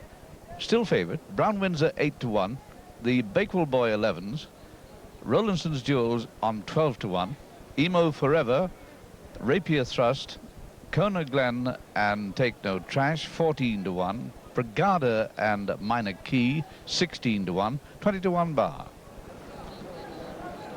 Brigada ran over a very different trip last time out. There he is, number 10, Brigada, and this one has had a treble of wins for Josh Gifford. Of course, Josh had that double yesterday, and everyone's so pleased for him because he's been trying for 17 years, and now there'll be no stopping him. Well, this fellow ran on a very different track last time. He's 16 to 1 at the moment, but he won at Fontwell over the twisty course, 2¼ miles. But prior to that, it had been over 2 miles 5 at Warwick, and previously over 2½ at Huntingdon. So he stays all right. Brigada from Gifford's Yard, and Richard Rowe in the saddle. Richard, who had his first festival winner yesterday. And Rowlandson's Jewels, a horse that's been on the go all the time there in the black and white colours. Number 11, and this one didn't disgrace last time out, although he'd set up a sequence earlier on in the season, winning 4 in a row. He wasn't disappointing last time out, 3rd behind Crumpet Delight and Rebel Song, the winner of the first race this afternoon. That was in the Philip Corn Saddler Gold final. Paul Croucher rides this one. He's a 12 to 1 shot at the moment. 3 miles and a furlong to go, a long way, twice up this hill. They'll certainly know it, won't they? And in fact, it'll be 3 times if you count this first little spur. But anyway, it looks as if they're all anxious to go. The grey there is 31, that's Harbour Bazaar. Looks to have a bit to find who's going to win this. Agathis is 6 to 1 favourite, 8 to 1 Brown Windsor. Bakewell Boy 11 to 1, Rowlandson's Jewels is 12. They're coming in, so is Peter. Yes, they're under starters' orders. Looks like a first-timer, and they're away. My Dominion, the first to show. My Dominion going on in the early stages.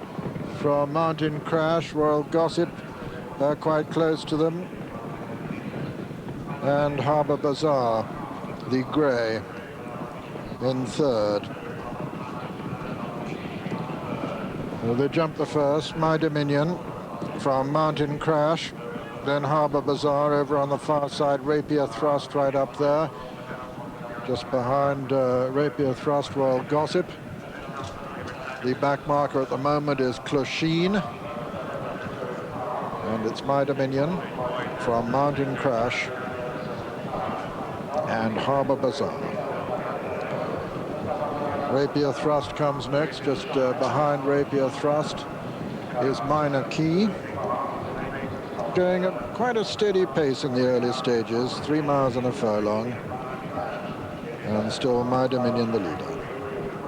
My Dominion with Harbour Bazaar going up to dispute 2nd on the outside. On the inside, Mountain Crash. Rapier Thrust comes next, then Mountain Key, and then Brown Windsor, then Emo Forever towards the outside. Agathis well up there too, and also Ruby Flight. This is Mountain Crash on the inside, nearest to us of My Dominion. Rapier Thrust in 3rd, the pink colours of Minor Key, with on Minor Key's outside Harbour Bazaar, and then Brown Windsor getting into the picture. Motivator behind him, and then Agathis, then Emo Forever the grey with the hood as they jump the 3rd. Clochine still the back marker of the 29 as they swing left-handed right over the far side of the course. Mountain Crash on the inside of My Dominion. These two practically disputed it so far throughout, with on the outside Harbour Bazaar and on the inside Rapier Thrust, and between them Minor Key and then Brown Windsor, then Motivator, Emo Forever. That was the fourth.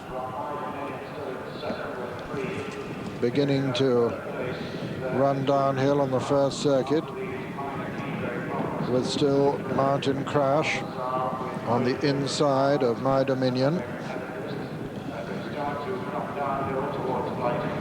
Then Rapier Thrust in third, Minor Key and Harbour Bazaar, and they're being followed by Brown Windsor and Motivator and Agathyst. Ruby Flight getting a little bit closer to them too. Over the fifth, Ruby Flight come right up to join them, but closely grouped up front, My Dominion, Mountain Crash, Harbour Bazaar, Ruby Flight, Brown Windsor and Motivator and Rapier Thrust and Agathyst, and Go Far just in behind them over the sixth, the Bakewell Boy also. So swinging round into the straight on the first circuit. And it's Mountain Crash and My Dominion, these two from Minor Key and Harbour Bazaar, and Brown Windsor over on the far rail with Rapier Thrust, and these being followed by Emo Forever. And Agathyst well there too. Really closely grouped as they set out on another full circuit. My Dominion, Mountain Crash, Minor Key, Harbour Bazaar, Rapier Thrust, Brown Windsor, Agathyst, Emo Forever on the inside. Then these stripes of Ruby Flight. Celtic Time is well with them too. And Clochine is still 29th of the 29 as they run downhill. My Dominion in the lead. My Dominion from Mountain Crash on the inside, Minor Key on the outer, Rapier Thrust going well, Agathyst also, tracking Agathyst is Emo Forever, Brown Windsor going well on the inside. Over the eighth, Ruby Flight not far behind the leaders, and Rapier Thrust and Marc Dwyer have taken it up now. Rapier Thrust and Marc Dwyer from My Dominion, then Minor Key. Behind Minor Key is Mountain Crash. Then comes Agathyst and Brown Windsor and Motivator and Emo Forever. The stripes there are Ruby Flight on the outside. And Pragada making quite good progress too. Over the ninth, Rapier Thrust, carrying a penalty for his recent success, has got about a 3-length advantage now as they swing left-handed and begin the race towards the fourth from home, with Rapier Thrust clear of Minor Key in second. Then comes Ruby Flight and Pragada and Agathyst and Anamore's Daughter and Emo Forever on the inside. 4 from home that. A slow jump there by Emo Forever, who lost ground at that flight. Rapier Thrust with the advantage. From in second place, Minor Key. Then comes Ruby Flight. Behind Ruby Flight, making good progress, Pragada, then Anamore's Daughter, then Agathyst, and then comes Emo Forever. They're racing down the hill now, and as they do so, it's Rapier Thrust being pressed by Minor Key. And making ground, Pragada over on the far side, and the top weight, King's College Boy coming there too, also Motivator over that one, Minor Key, Rapier Thrust giving way there. Minor Key has the advantage from Agathyst, Pragada, King's College Boy is still making ground, and Ruby Flight is coming right back into the picture. But it's Minor Key, 2 out with a fractional advantage on the inside. Minor Key with the lead over on the far side, Pragada. Ruby Flight jumps it well. Minor Key on the inside, Ruby Flight, Pragada, then comes Anamore's Daughter, and then comes Agathyst. They're racing into the home turn now, and on the far side, it's Minor Key. On the near side, it's Pragada. Pragada on the near side, Minor Key on the far side, Ruby Flight between horses. Pragada's going to land in the lead. Pragada by a length in the lead at the final flight, being pressed by Ruby Flight. It's Brigada racing up towards the line, and another triumph for Josh Gifford coming up here is third at the meeting. Brigada striding away from Minor Key and Ruby Flight as they come to the line. Brigada wins it in tremendous style. Going to be second is Minor Key, and third is Ruby Flight, and fourth was Kona Glen. And so the 1, 2, 3, 4 in the 15th running of the Coral Golden Final is first, number 10, Brigada, owned by Mrs. MGL McGlone and Mr. E.V. McGlone, trained by Josh Gifford and ridden by Richard Rowe. Second was number 23, Minor Key, owned by Mrs. David Clark, trained by Simon Christian and ridden by Ronnie Began. And third was number 8, Ruby Flight, owned by Mr. R.J. Eckley, trained by Richard Eckley and ridden by Peter Scudamore. Fourth was number 15, Kona Glen.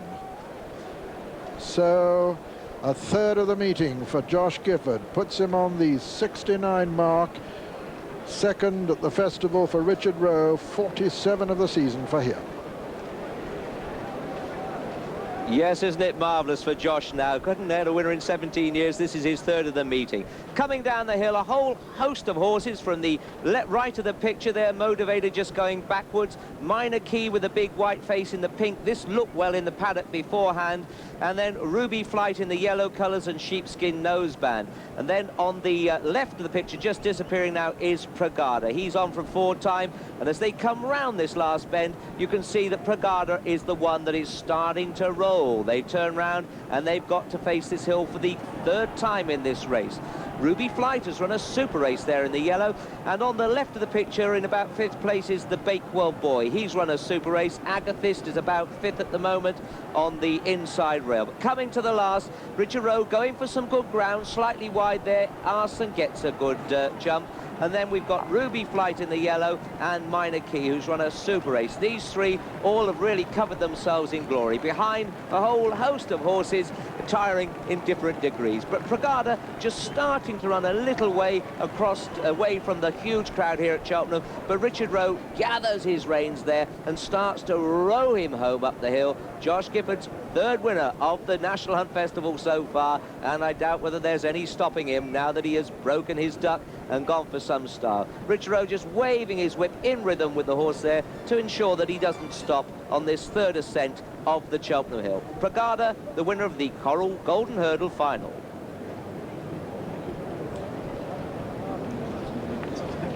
Succinct comment by Timeform that this horse would probably be suited by a return to a longer trip than he's been racing over recently, and that he acts on heavy going, and he's certainly endorsed both comments in great manner. There he is, this son of Pragmatic out of Adair Lady by Verano, who puts Richard Rowe in the lead in the Ritz Club Charity Trophy.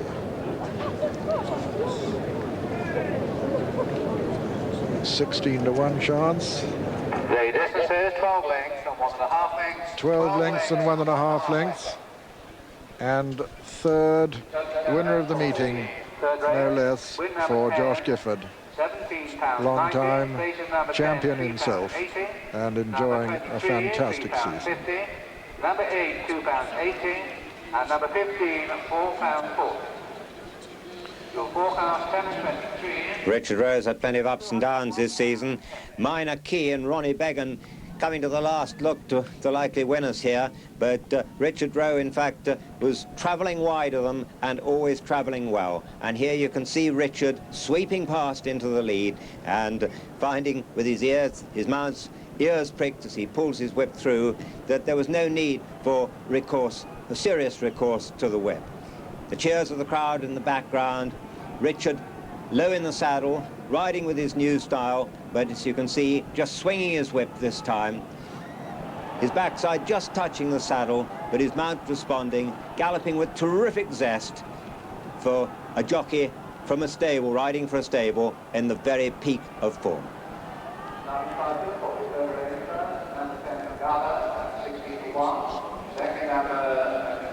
So, Richard returning to the winner's circle after the 15th running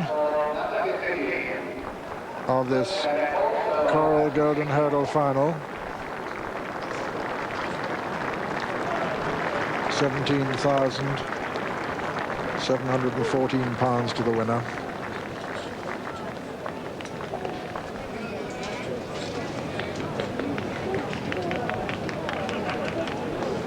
And Josh there to the left, greeting his third winner of this great festival.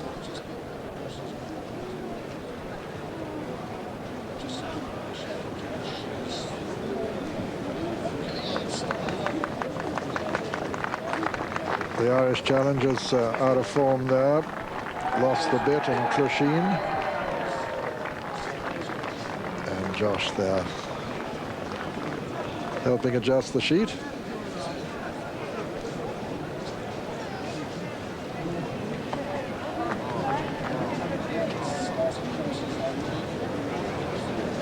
When the tide of fortune changes in this game, it really does flow marvelously. It can flow marvelously in your favor. And Josh, obviously, delighted. The starting prices as follows. And all horses in the frame are on 16 to 1. First number 10, Brigada, 16 to 1. The second number 23, Minor Key. Third number 8, Ruby Flight. And fourth number 15, Kona Glen, all on 16 to 1. Newton Abbott, the 310. First number 4, Solent Lad, 7 to 1. Second number 8, Sir Speedy, 7 to 2, joint favourite. Third number 24, Peardow's Stroke, 12 to 1. And fourth number 17, the Dabber, 25 to 1. Took David Nicholson 10 or maybe 12 years to have a winner at the Cheltenham Festival, and then he had 2 in one day. It's taken Josh Gibbett 17 years to have a winner, and he's now had 3 in 2 days. It's really quite staggering, the wheel of fortune in this steeplechasing game. And remember, you could get 5 to 4 against his saddling a winner this year before the meeting started. Tommy and Bill, writing was on the wall from quite a long way out, wasn't it? Yes, he was. He was going, you know, pretty well top of the hill there, and coming down. You see, he just tucked in behind the leaders here. Agathis, the favourite in the green colours with the white stars, just coming under pressure now. It was going quite well up until now, but from here on in, he wasn't going to win. Richard pulling his goggles down there, and he doesn't seem to have done any harm that he's gone on the outside of the course here, where possibly at this stage the ground's as good as anywhere. Yes, they've had a couple of big fields in the hurdle races now, and the ground's getting pretty cut up, so he's probably done a wise thing just to take a little bit of new ground there on the outside. Minor Bird's gone through on the inside there, just for a moment flattered to win, Tommy. You thought coming just before, and I thought it would win, but once Richard Rope had produced his horse in the bend, it looked like to be all over. And he came right up towards the outside where the ground looked a lot better. Ruby Flight, the other one in contention there in the striped colours, Peter Scudamore, but couldn't quicken. Green colours, Agassiz well beaten here. Brown Windsor never got into it, and it's the winner bar a fall now, isn't it? Rosie's got a great jump from him at the last on the new ground, and as you say, he's kept engaged, just giving him a crack there, puts his whip down, ever mindful, I suppose, of March the 24th now. And the horse is just wandering, not because he's tired, I think he's just on his own, looking at the crowds. I expect if you'd asked Josh Gifford if he wanted the 12-length winner, he'd have said anything would do. Now, after this, he'd probably be giving Rosie a bit of a ticking off for winning so far, but the horse has won very comfortably indeed. Bad luck for a young rider, Pinfield. He normally rides him. In fact, he's ridden him a couple of times. Injured, I think, isn't he, Bill? Yes, but Rosie's stable jockey. It's good for him to go and ride winners for the governor here. Tommy, no real excuses there for Jimmy Fitzgerald's run, I thought, Rapier Frost. Mark Dwyer went on a long way from home, didn't he? He took it up a long way out, but he looked to be going really well before they turned down the hill, but he didn't seem to come down the hill, the horse. But the winner won very impressive, and for a horse that's won his last 3 races, I can't say Josh has kept him for the race. It's a great training performance to produce a horse like that and to win on his 4 off the trot now at Cheltenham. Tommy, Henke and Bill, and let's have a check on results here and elsewhere. And first number 20 of the 2:15 at Cheltenham was number Rebel Song, 14 to 1. The second number 27, Slalom, 12 to 1. And third, number 25, Russell, 14 to 1. Cheltenham 250, first number 9, Pearlyman, 15-8 favourite. Second number 3, Desert Orchid, 9-1. And third, number 13, Very Promising, 4-1. The 330, first number 10, Pragada, 16-1. Second number 23, Minor Key, 16-1. Third number 8, Ruby Flight, 16-1 also. And fourth number 15, Kona Glen, 16-1. Newton Abbott, 2 o'clock. First number 8, Golden Acre, 10-1. Second number 40, Star of Kuwait, 8-1. And third number 6, A Spy, 11-8 favourite. 235, first number 29, Up Cook, 130 favourite. Second number 19, Mr. Seagull, 14-1. And third number 3, Expeditious, 11-1. Newton Abbott 310, first number 4, Solent Lad, 7-1. Second number 8, Sir Speedy, 7-2. Joint.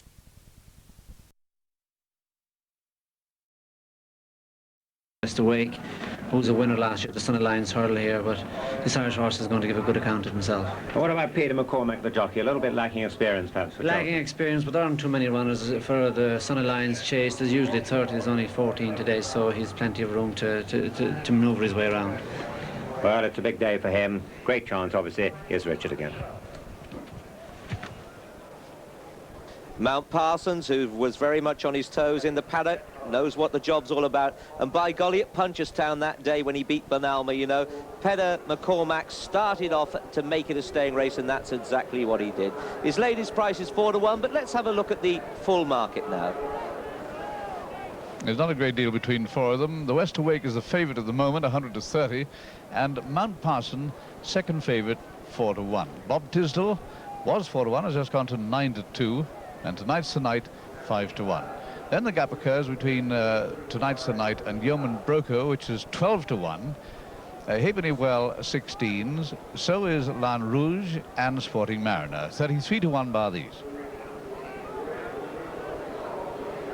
Amazingly, you know, this race does not actually produce Gold Cup winners, and that's what it's designed to do. Always produces a good race within itself, and today should be no disappointment at all. And here the crowd have been betting fortunes.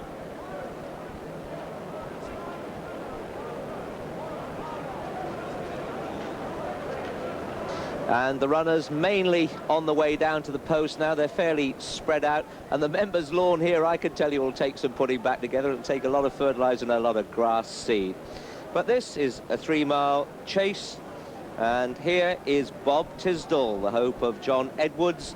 John Edwards, of course, who has won the feature race today. And can he do it again? The same jockey anyway, Tom Morgan. Well, Tom, you had a disappointment when Kissan dropped out of this race, but Bob Tisdall looks a pretty useful substitute. Yes, the way the ground's turned out now, like, Bob has a chance. But very disappointed over the horse. Like, it was a big disappointment to me. But that's the way things go. That's, you know, and I think he's got, the horse from Redden has a very good chance.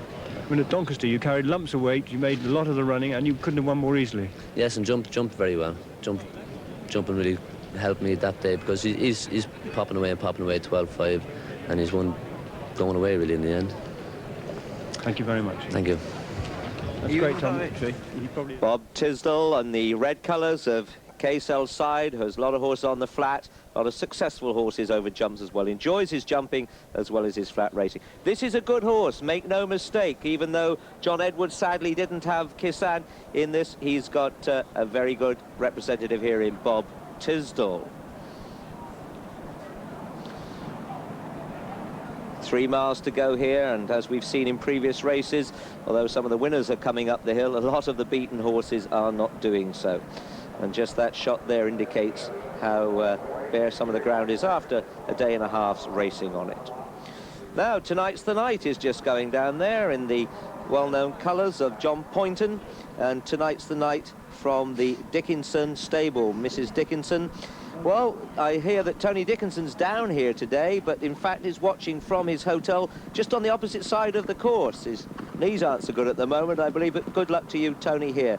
Anyway, Monica Dickinson has saddled this one, and he's in great form. He's had 3 wins in a row now, and having fallen first to mount, but he does jump, this fellow. Even though he fell first to mount, you watch this one come off the ground.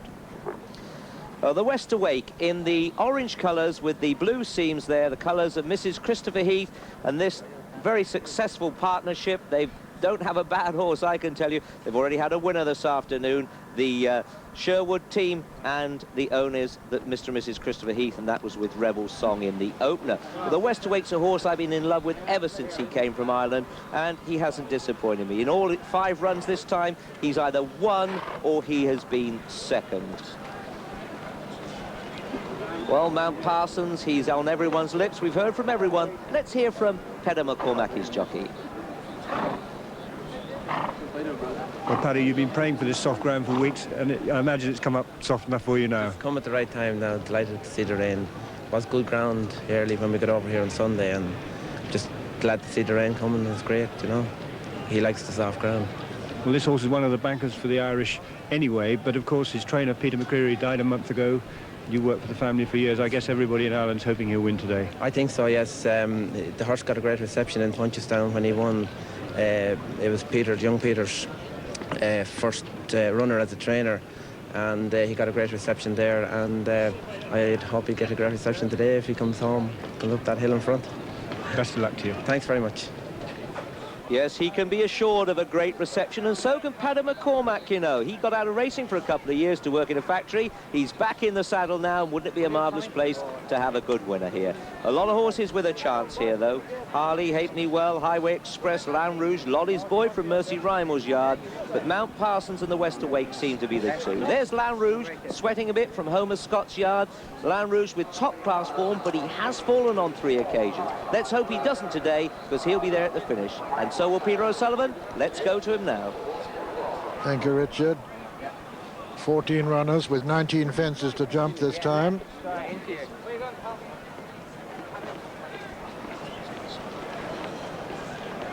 The Wester Wake 3-1 favourite, 4-1 Mount Parson and Bob Tisdall, and 9-2 tonight's the night. They're asked to turn and come in again, 12-1 Bar.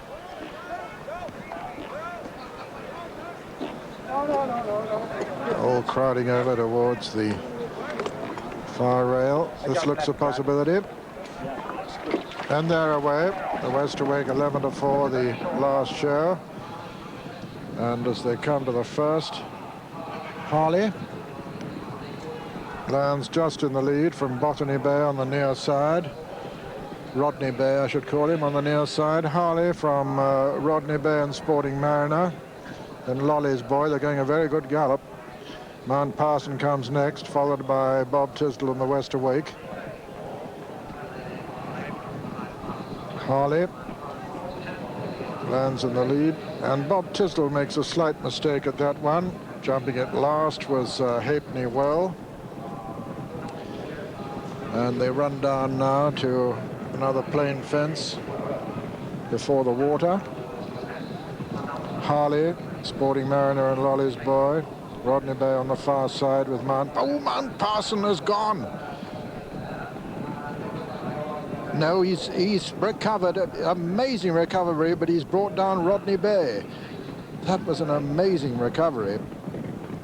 I thought he'd really gone there. Rodney Bay went, hampered by Mount Parson, who's right up there with Harley now, with Lolly's Bay in between them and Bob Tisdall towards the outside.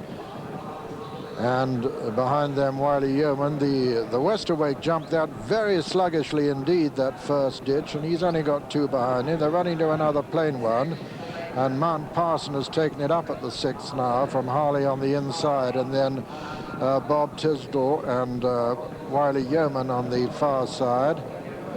Then just in behind them, Pembrokeshire Lad, and then the Wester Wake as they make towards another ditch. Mount Parson and Harley disputing it from Bob Tisdall. Behind them, Lolly's Boy. As they race uphill. on the first circuit. Harley and Mount Parson disputing it from Bob Tisdall and Lolly's Boy. Then Yeoman Broker. Behind Yeoman Broker is Lan Rouge with Highway Express next and Pembrokeshire Lad on the inner. And the West Awake behind them as they come down to the 8th. Harley on the inside of Mount Parson and then Bob Tisdall. And Nautical Joker's gone there. Nautical Joker follower, he's up all right, says Chris Grant, both on their feet and appearing to be quite unscathed as they jump the 9th, the leaders. Harley, Mount Parson, Bob Tisdall, Dolly's Boy, Yeoman Broker and Lan Rouge. And this will be the last on the next circuit. Number 10 this time, Harley and Mount Parson from Bob Tisdall and Lolly's Boy. And Yeoman Broker on the inside, and well up with them is Pembrokeshire Lad, and these are being followed by the West Awake. Upsides with the West Awake is Tonight's the Night. As the leaders race towards number 11, Harley and Mount Parson still disputing it. Bob Tisdall on the outside with Yeoman Broker, Pembroke Lad. And there, Tonight's the Night is gone. Tonight's the Night, a faller at that one. So the field thinning out a little. They're both up, horse and rider. Harley on the inside of Mount Parson. The West Awake is making steady progress just in behind the leaders as they come to this one. Mount Parson, Harley, Bob Tisdall, Yeoman Broker and the West Awake as they come down to the water for the second and last time. Mount Parson lands in the lead from Bob Tisdall and Yeoman Broker.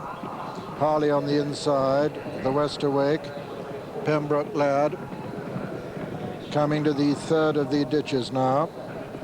Mount Parson landed in the lead there from Yeoman Broker and Bob Tisdall. On the inside, Harley, then the West Awake, still improving just in behind them. 5 from home. Mount Parson lands in the lead from Yeoman Broker. Mistake by Bob Tisdall at that one. So it's Mount Parson for Ireland in the lead now from Yeoman Broker. Another for Josh Gifford in second place, with the West Awake improving 3rd on the outside of Harley as they come to the final ditch. 4 from home. And Mount Parson a faller. Mount Parson has gone at that one and left. Pembrokeshire Lad has gone as well. And Yeoman Broker has been left in front of the West Awake. Then Harley, then Bob Tisdall, then Lan Rouge. These 5 a long way clear of Highway Express as they run downhill now towards the next in the Sun Alliance Novices Chase with 3 fences left to jump, and Yeoman Broker in the lead from the West Awake. Richard Rowe from Simon Sherwood with Bob Tisdall on the outside, coming down now to the 3rd last. Yeoman Broker lands in the lead from the West Awake, Bob Tisdall. Then comes Lan Rouge, and behind Lan Rouge is Harley. Racing now towards the 2nd last. The Yeoman Broker on the inside of the West Awake. The West Awake, Yeoman Broker, Bob Tisdall is in 3rd. Yeoman Broker landed in the lead there from the West Awake in 2nd. Bob Tisdall 3rd. Racing round the home turn now with 1 fence left to jump in the Sun Alliance Novices Chase, and the West Awake has taken it up now and is sprinting towards the last, clear of Yeoman Broker and Bob Tisdall. It's the West Awake looking as though he's got 1 fence between himself and victory now. Bob Tisdall moves into 2nd. The West Awake jumps it well. Bob Tisdall jumped it 2nd.